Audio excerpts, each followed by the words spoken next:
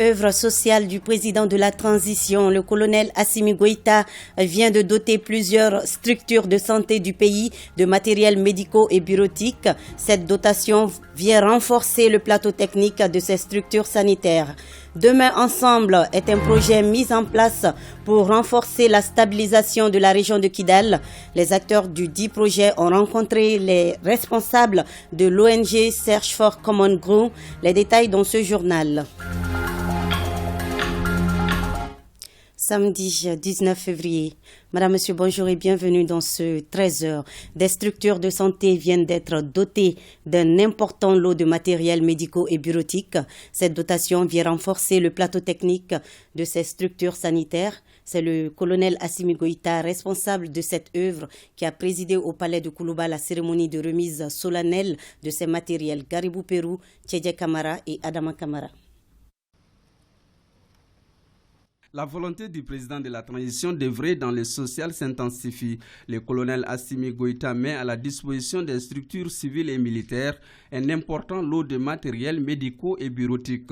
Ces équipements de dernière génération entrent dans le cadre des œuvres sociales du président Goïta. Ces matériels de pointe renforceront à coup sûr le plateau technique. Les matériels objets de la présente cérémonie de remise sont entre autres 100 ordinateurs, 50 chaises roulantes, 10 appareils d'échographie avec des gels, des portes-sérums, des moniteurs multiples paramétriques, des tensiomètres, des bistouris électriques, des matériels pour l'unité de consultation ORL, des respirateurs et accessoires, des tables de consultation gynécologique, des tables d'accouchement, des tables de consultation, des incinérateurs, des autoclaves, des fauteuils dentaires, des appareils d'anesthésie et des appareils, des automates des électrolytes et des automates pour la biochimie. Les matériels ainsi dénombrés seront répartis selon un plan de renforcement des services de santé civils et militaires. Des séances de travail seront faites avec les services techniques pour le choix des structures et les équipements seront acheminés par l'équipe des œuvres sociales du président de la transition. Au nom de son Excellence, Monsieur le Président de la transition et de l'ensemble de ses collaborateurs, je vous invite à faire bon usage de ces matériels nouvellement acquis afin de soulager nos populations dans un Mali de paix et de prospérité. Reçu symboliquement des mains du président de la transition, Madame le ministre de la Santé et du Développement social a, au nom des services bénéficiaires, exprimé sa reconnaissance et ses sincères remerciements au président Goïta. Elle a notifié que ces équipements viennent à point nommé car ils contribueront, selon elle, à l'amélioration de la qualité des services de soins d'une manière générale. Conformément à vos orientations, il y a quelques mois, j'ai effectué des visites de terrain accompagné du colonel Assa Badiolo Touré, votre conseiller spécial en santé. Ces déplacements nous ont conduits dans les régions de Kaï, Kouloukoro, Ségou, Mopti, Bougouni et Koutchala, avec pour objectif de recenser les besoins des établissements de santé des différentes localités afin de permettre un renforcement du plateau technique pour l'amélioration de la qualité des soins. Dans chaque localité visitée, les populations ont exprimé leurs besoins et leurs préoccupations en matière de santé et de protection sociale. Après les cérémoniales soucieux du bien-être des Maliens, le président de la transition est allé à la découverte des équipements, histoire d'apprécier la qualité et la performance des appareils. Ces précieuses acquisitions auront besoin d'entretien et de maintenance pour une prise en charge sanitaire efficiente, rationnelle, une fois mise en service. Les troupes françaises doivent immédiatement quitter le territoire national. Ordre des autorités de la transition. Cette décision intervient après des semaines de crise diplomatique entre Bamako et Paris. Barkhane est sommé de se retirer du Mali au moment où le pays affirme sa souveraineté avec la montée en puissance des Fama. Que faut-il comprendre dans cette crise? Les explications avec Ibrahima Traoré. Barkhane s'apprête à plier bagage sur décision unilatérale du président français. Décision unilatérale puisque les autorités maliennes n'ont ni été consultées ni saisies officiellement. C'est pourquoi d'ailleurs elles ordonnent à la France de se retirer sans délai. Le divorce est désormais consommé entre le Mali et la France. Sans tergiverser, Bamako s'assume et assume ses propos. Le Mali n'a de leçons à recevoir de qui que ce soit et n'est pas prêt à monnayer son indépendance. Tous les Maliens vont se tenir debout comme un seul homme face à l'adversité.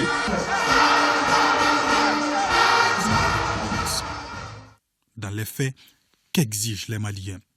Les voix officielles répondront un partenariat d'égal à d'égal, dans le strict respect de la souveraineté du Mali.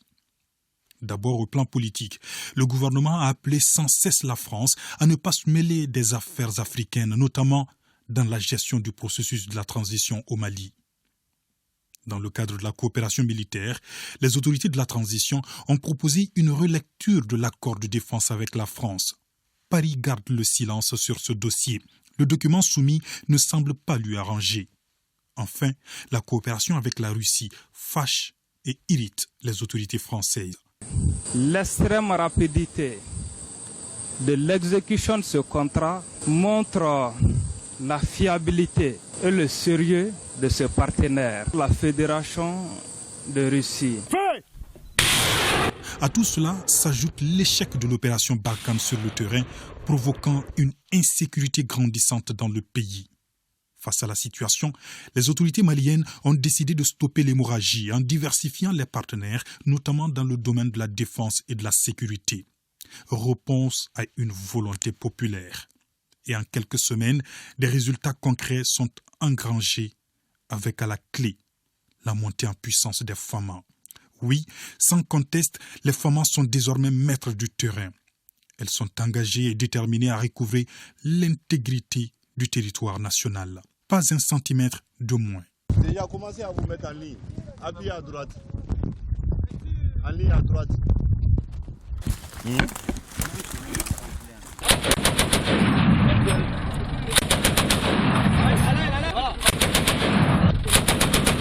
Les opérations en cours devront favoriser le retour progressif de l'administration avec les services sociaux de base. Avec le départ sans délai des troupes françaises, le gouvernement réitère son appel aux forces armées de défense à plus de vigilance et de détermination dans l'accomplissement de leurs missions régaliennes. Le contexte impose surtout au peuple malien de s'unir davantage. Chaque citoyen doit se considérer comme un soldat pour contribuer à restaurer l'honneur et la dignité du Mali. Pour manifester son patriotisme et son soutien au président de la transition, vous allez le voir sur les images, voilà, Lassine Coulibaly, âgé de 45 ans, a décidé de faire l'axe Ségou-Bamako à pied. Originaire du village de Douga, commune rurale de Sakoiba dans le cercle de Ségou, ce marcheur encourage les plus hautes autorités à continuer leurs efforts de bonne gouvernance. Il condamne aussi les sanctions prises par la CEDEAO contre le Mali, sa patrie. Au marcheur Lassine Coulibaly, le gouverneur de Ségou, a remis le drapeau malien tout en saluant son geste patriotique. Lutte contre le changement climatique, le secteur privé s'engage. Les acteurs se sont réunis pour valider un plan stratégique d'engagement. La cérémonie était présidée par le ministre de l'Environnement, de l'Assainissement et du Développement durable. Reportage à Souleymane Sidibi. Le changement climatique est une triste réalité au Mali, dont les populations subissent durement au quotidien les conséquences. Pour trouver une solution face à ces fléaux, le département des tutelles et ses partenaires élaborent un plan dénommé Plan stratégique d'engagement du secteur privé dans la lutte contre le changement climatique.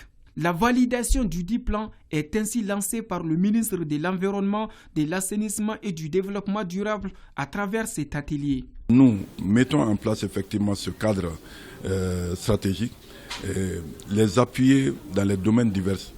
Les financements sont là, mais aussi les apporter notre appui technique pour la mise en œuvre de ces CDN. Si les effets du changement climatique tombent à un niveau souhaité, c'est tout le Mali qui va en profiter.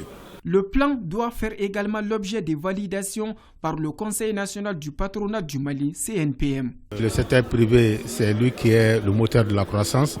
Il est dans tous les segments la production, à la transformation et à la distribution. Et ce sont ces activités-là qui génèrent, dans la plupart des cas, des dégâts à l'environnement. Alors, si le secteur privé s'investissait dans les technologies innovantes pour réduire les effets de sa production sur notre climat, je pense que ce serait une très bonne chose pour le développement de ce pays.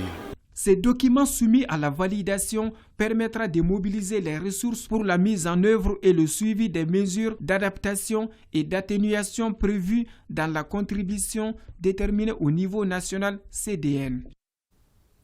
Les responsables de l'ONG Search for Common Ground ont rencontré les acteurs du projet Demain Ensemble, un projet qui contribue au renforcement de la stabilisation de la région de Kidal. Il est soutenu financièrement par l'Union européenne. Kumba Sissi. Pour apporter sa contribution à la stabilisation du cercle de Kidal, l'ONG Search for Common Ground a mis en place un projet dénommé Nadeo Ashika Demain Ensemble. La rencontre des acteurs de ce projet vise à échanger sur le processus de stabilisation de Kidal. À travers la journée d'échange, nous souhaitons renforcer les liens entre les communautés, faciliter les échanges sur les conflits existants dans les communautés, favoriser un environnement positif pour le déploiement de l'armée reconstituée, faciliter la démobilisation et la réinsertion sociale des ex-combattants non éligibles à l'intégration dans l'armée reconstituée et à favoriser l'adoption d'un consensus social sur la nécessité de leur retour. Ce projet Nadeo Ashika, financé par l'Union européenne, couvre les communes d'Anessif, de Souk et de Kidal. À travers ces activités sur le terrain, les acteurs veulent renforcer la cohésion sociale, une réalité confirmée par le gouverneur de la région de Kidal. Ce projet a permis de contribuer à mobiliser l'ensemble des groupes représentatifs de Kidal dans un processus de dialogue visant à établir un processus sur les priorités pour la construction de la paix. Les autorités régionales ne ménageront aucun effort pour accompagner ce projet hautement utile pour la région de Kidal. Le renforcement des capacités logistiques du bureau du gouverneur, la réalisation d'infrastructures, la diffusion des émissions radiophoniques sur la cohésion sociale, ce sont là quelques activités réalisées sur le terrain. Les ONG Terre des Hommes, World Vision et Action contre la faim fédèrent leurs actions pour une meilleure prise en charge des enfants malnutris de moins de 5 ans au Mali. Ce consortium dénommé Aledia vient d'être lancé.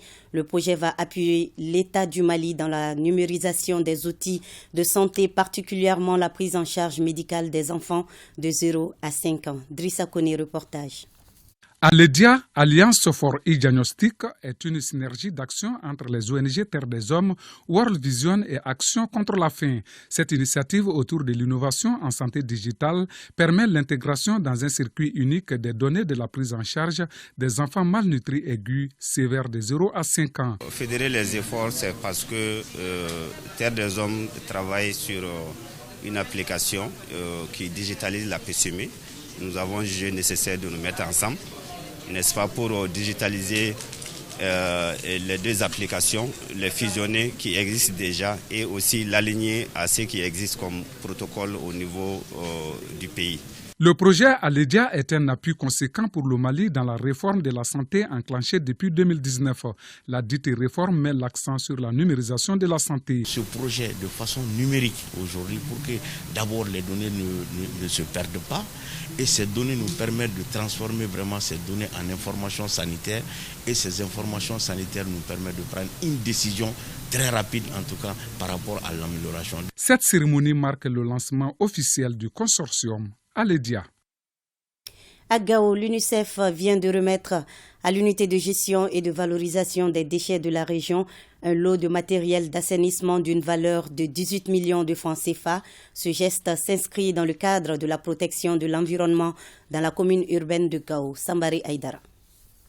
Assainir la ville de Gao et valoriser les déchets plastiques. Ce sont là les motifs de cette remise de matériel d'assainissement à l'unité de gestion et de valorisation des déchets de Gao. Un geste qui est le fruit du partenariat entre la Direction régionale de l'assainissement, du contrôle des pollutions et des nuisances, l'UNICEF et la commune urbaine de Gao. L'UNICEF, avec l'appui financier du gouvernement néerlandais et de ses autres partenaires financiers, ont acquis un certain nombre d'équipements, à savoir le four malaxeur, les moules, les tricycles et bien d'autres, que nous vous éviterons à remettre à l'opérateur économique afin de procéder au recyclage des déchets et contribuer à l'assainissement dans la ville de Gao.